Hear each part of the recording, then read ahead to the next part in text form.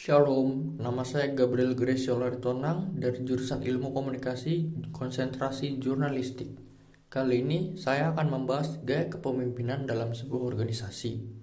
Gaya kepemimpinan pada dasarnya merupakan suatu cara atau bagaimana seorang pemimpin mempengaruhi, mengarahkan, memotivasi dan mengendalikan bawahannya guna menyelesaikan tugas pekerjaan secara efektif dan efisien. Kepemimpinan dalam suatu organisasi terjadi karena adanya interaksi antara tiga komponen penting, yaitu manajer, karyawan, dan situasi atau kondisi lingkungan kerja tertentu.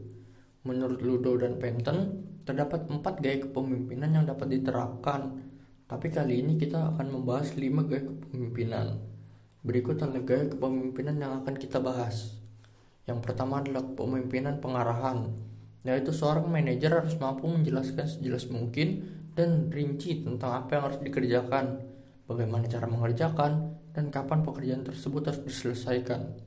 Yang kedua adalah gaya kepemimpinan pembekalan. Gaya kepemimpinan ini digunakan pada situasi di mana karyawan telah memiliki pengalaman yang cukup untuk menyelesaikan pekerjaan. Dalam hal ini juga, seorang manajer harus memberikan penjelasan seperlunya terhadap tugas dan pekerjaan yang belum dipahami oleh karyawan. Yang ketiga adalah gaya kepemimpinan dukungan. Gaya kepemimpinan ini digunakan pada situasi di mana karyawan telah mengenal teknik-teknik dan telah mengembangkan hubungan baik dengan seorang manajer. Dalam hal ini, seorang manajer lebih banyak terlibat dalam berbagai keputusan kerja, memperoleh berbagai masukan atau saran-saran dari karyawan sehingga meningkatkan prestasi kerja. Yang keempat adalah gaya kepemimpinan pendelegasian.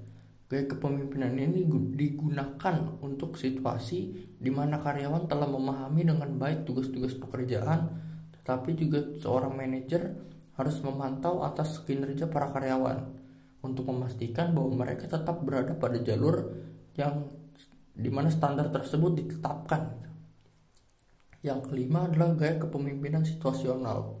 Gaya kepemimpinan ini ditetapkan oleh seorang manajer suatu organisasi untuk dapat berubah seiring waktu dengan perubahan dinamika yang berkembang pada diri karyawan.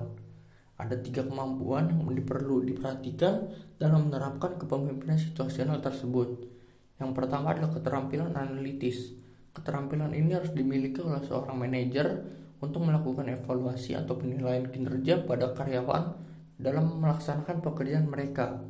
Yang kedua adalah keterampilan fleksibilitas.